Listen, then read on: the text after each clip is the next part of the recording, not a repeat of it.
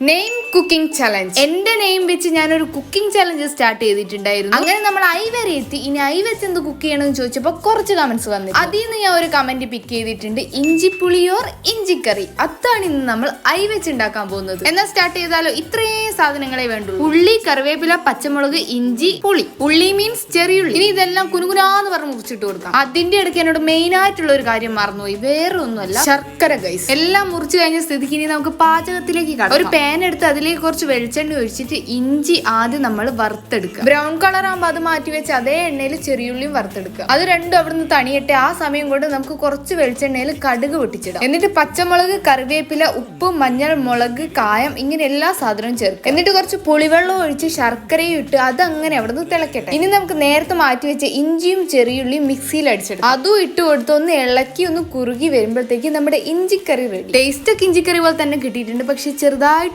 കടുക് കൂടിപ്പോയി. വെളിച്ചെണ്ണയും കടുക് ഇടുന്നതിന്റെ ഇടയ്ക്ക് തെറിക്കുമോന്ന് കരുതി ഇങ്ങോട്ട് മാറി നിന്ന ടൈം അറിയാണ്ട് കുറച്ച് അധികം എടുത്തിട്ട് പോയി. പിന്നെ ഇഞ്ചിപ്പുളി ഇഞ്ചിക്കറി എന്നൊക്കെ ഞാൻ കമന്റ് സെക്ഷൻ കണ്ടേരട്ടോ. ആദ്യമായിട്ട് കേൾക്കുന്നത്. എന്റെ നാട്ടിലൊക്കെ പുളി ഇഞ്ചി എന്നാണ് ഇതിന് പറയുക. പക്ഷെ ചാച്ചൊക്കെ ഇതിന് ഇഞ്ചിക്കറി എന്ന് തന്നെയാട്ടോ പറയാ. അതെന്താ കണ്ണൂരേക്കൊക്കെ ഇതിന് ഇങ്ങനെയാണോ പറയുക? ലെറ്റർ ഐ വെച്ച് നമ്മൾ കുക്ക് ചെയ്ത സ്ഥിതിക്ക് ഇനി ടീ വെച്ച് എന്ത് കുക്ക് ചെയ്യണം നിങ്ങൾ കമന്റ് ചെയ്യും. ഓക്കെ, അപ്പൊ ബൈ ഗൈസ്.